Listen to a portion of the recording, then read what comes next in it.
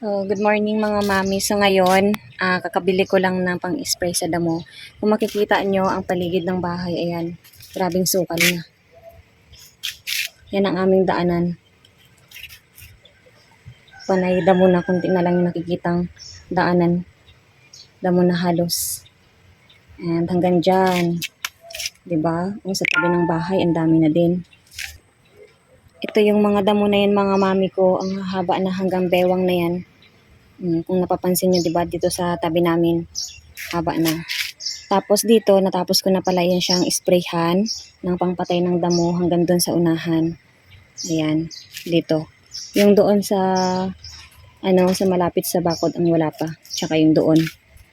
Tapos ngayon kasi mas importante yung dito sa daanan kasi doon may dalawang gulong yun dyan ng truck na bumaon. So, hindi ko makita. Baka mamaya natatakot ako, baka malaglag kami, malaglag yung motor habang dumadaan dyan palabas. So, ito yung unahin ko, yung daanan namin muna. Ayan.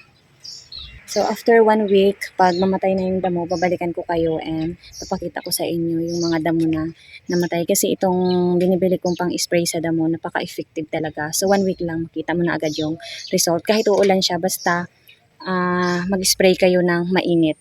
And na-try ko na nga pala yan, nag-spray ako ng morning, na ganito kainit, morning. Kasi pag halimbawa kahit mainit tapos afternoon ako nag-i-spray, hindi siya masyadong nag-effect yung gamot kasi nga 'di ba sa gabi may mga hamog.